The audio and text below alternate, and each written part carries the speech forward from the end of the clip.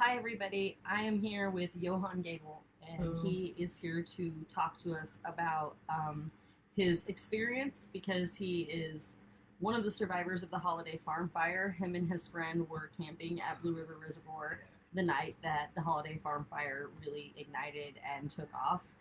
And him and his friend actually had to skateboard 14 miles from Blue River Reservoir to Leeburg, and they had to abandon their vehicle. I'm going to stop on saying anything more about it there and allow him to take over and kind of explain a little bit about his experience and what happened. So, do you want to go ahead and start with what got you guys up there? What were you doing up there? Originally, we just decided that we wanted to go camping. Our original plan was we wanted to get me, Kadin, our other friend Quentin, and his brother Caden. They originally they had planned to go with us, but they ended up having to bail out because they had to fix a pool table. So we ended up driving up there at about 12:30, and when we got there, there was no smoke, nothing was really to be worried about. The only thing that was kind of like a little caution for us was we saw that the levels for like how dangerous it was to like spark a campfire was So pretty it was high. like high level Yeah, fire. it was high level fire danger. So we took that into mind. We took that into mind, and we got up there, we set up our stuff, we took out a tent that we had. We thought we were both gonna be able to sleep in it, but it ended up being a one-person tent. So we put everything that we had in the back into that tent, set the tent by the car, and we laid our memory foam mattress out in the back. That way, we could sit down, like listen to music, just talk about stuff, eat some food, chill. Yeah, just camp, relax. And so we sat there for a little bit, probably about an hour or two, and we got tired, so we took a nap until about 9:30. And when we woke up, we kind of hung out for a little bit. We played some music. I will say, we did start a little campfire, but we had it controlled. It was in a little circle of rocks. Yeah, typical. Typical little campfire. And nothing was around us at this time. We didn't really see anything. All we saw was like things coming down here and there. But it was too dark to really tell, and we heard really high winds from below. Yeah. So we were making our s'mores, and both of our phones went off. Was that alerts? Yeah, it was the evacuation notice, and this was about a few hours in. So this was from about 9 to midnight.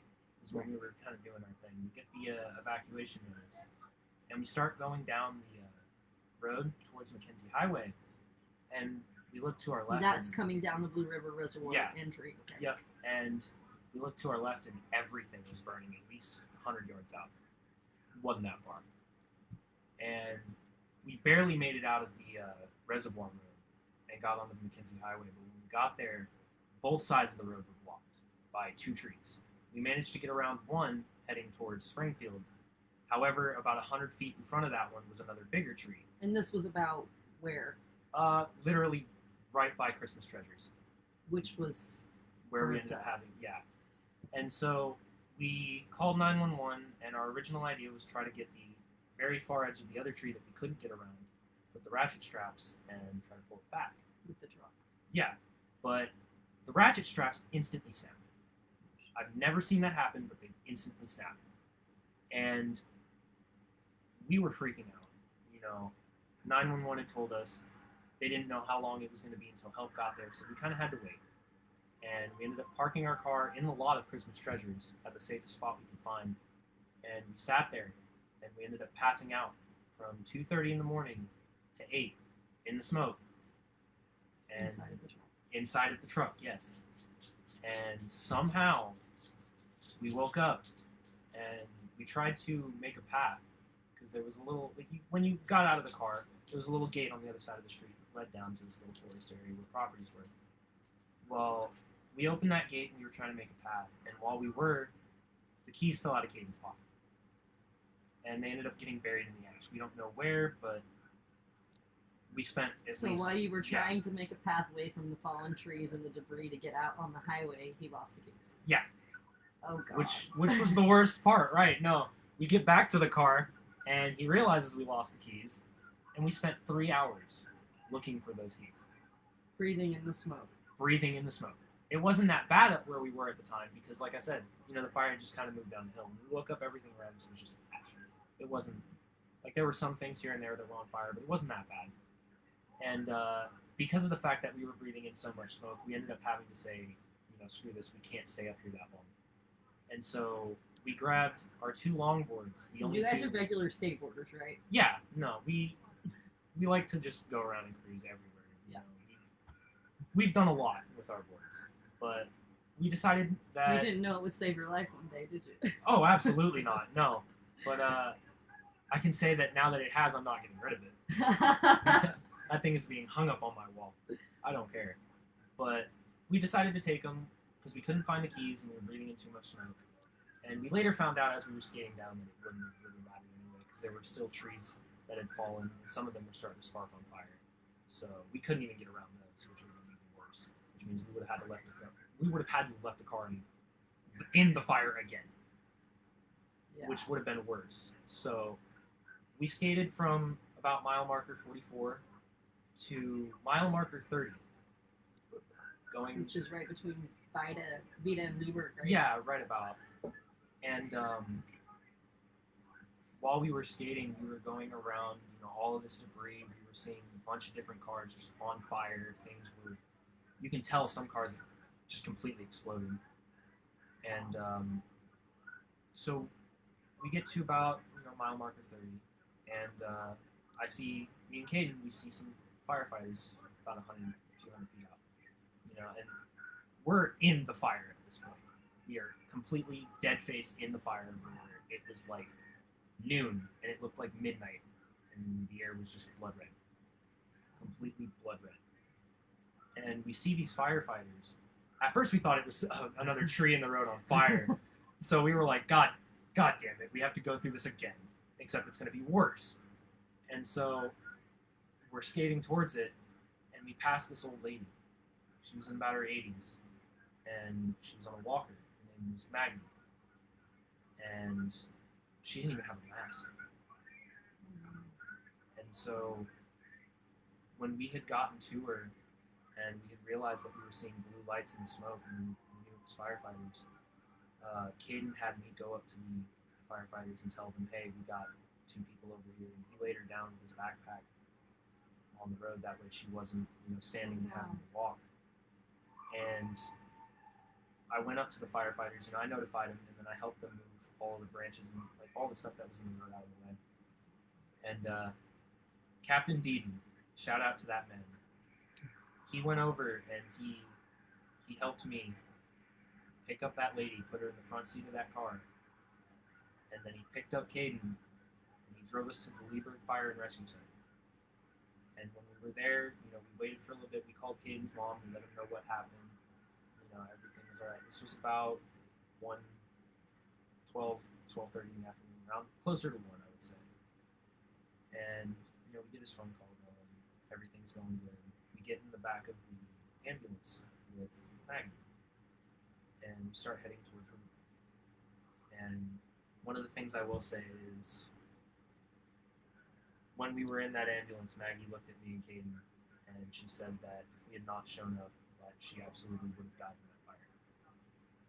There was nothing she could have done. She was on her last legs, and you could tell. Like I said, she was in her 80s, and she was on the walker. She walked over a mile. Wow. Over a mile. That's amazing. And I haven't heard from her since. I want to, but I want to make sure she's okay. I want to make sure that she's doing okay. Contact that fire chief. Yeah, that's I'm what sure I want to he'd probably like to hear that you guys are yeah, okay and what's happened that's what I want to do. But yeah, so we ended up getting out and got to Riverbend. This was around 1:40, 1:47, and they brought Maggie into the emergency room. They told me and Kadin that we were free to go. And after that, we went over to our friend Quentin's, which he had planned on going camping with us, but like I said, he had to bail because of the boom tape. And when we got there, me and him were just we were still really shooken up. Naturally, yeah. Like every time we blinked, it was just, you could see the highway and the fire on both sides. I could feel the heat, I could feel the wind, I could feel everything still. I wasn't cold. For 3 days straight, I was just hot. I just felt heat. So, since you guys got out, today was the first day that they let people that were actually residents get back up there, and then Yeah. they took pilot car people in, and I actually accompanied you into did. that. Do you and want that to talk was- about what you saw and what miraculous thing happened? What So we actually witnessed today? So we get back up there, and as we're on our way up, you know, me and Sarah, and we had our other friend Casper in the back seat. He was helping us move stuff. And on our way up there, I'm like, all right, so like best case scenario, you know, the tires on the car are melted, and we just have to get the stuff out of the back. Sarah's saying, oh, it's probably completely destroyed. I mean, it was in the parking lot of Christmas Treasures. If you go look up Christmas Treasures, it's completely gone. It's gone. The so only thing that did not burn up around it was Kadin's vehicle. was Kadin's vehicle. No, that is the weirdest part. And, you know, like I said, Sarah was betting that it was completely destroyed, which is understandable with the area it was in. But we get up there, and we pass by it, and I screamed, that is Kadin's vehicle. And we That's pulled the up. car. We pulled up, and the tires weren't even melted. It was completely untouched. So, Completely fine. Even drivable. you were able to get your things that were Absolutely. really important Yeah, out no. of the vehicle. I actually ended up having to leave my birth certificate in that car. I ended up recovering that. So that was a wonderful thing for me to be able to do today.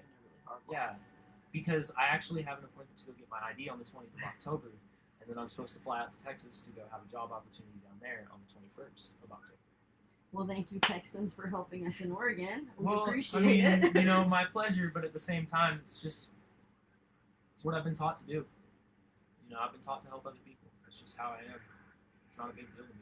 It's just what I do. So, given that that is very true, what do you need from the community, and how can we help you and Kadin with your situation? We either need a way to get the car towed back or a way to get a copy of the car key. That way we can actually get the car back down here. 'Cause Which me and could only be Kadin, done with like what, a locksmith? yeah, or a something? locksmith. Because me and Kadin, we were living out of that car, so that was a very It emotional was like thing losing for us. your home. That's Yeah, what you thought no, you were going to go see. We put multiple hours, multiple days into that car just trying to fix it. You know, we've thrown hundreds of dollars into it, and when I say hundreds, I mean hundreds. And we even got into a little car accident in that thing. So you know that car being our home and us having to fix it and all of that. So would it be better if, like, for the community, what you would need is either donations to be able to pay for a tow, Or or a maybe locksmith. a kind tow truck driver willing to help, Yeah, something like or that. a locksmith, or actually maybe all of the All- three above, yeah, honestly. yeah, It no, sounds that like would, maybe because you guys are definitely going to need it towed and then, a new key yeah, for no, the ignition. Absolutely, because we And with being homeless and all of that, I can only imagine how much harder, I'm sure, finances and with the pandemic it's and everything it's are pretty not that. difficult. Yeah, no, it's not easy. You know, we've been making by though. You know, we've got food stamps. We're not going hungry. We've got a roof over our heads for now. We've got somebody who's kind enough to actually let us stay here as long as we need to, and I appreciate her for that.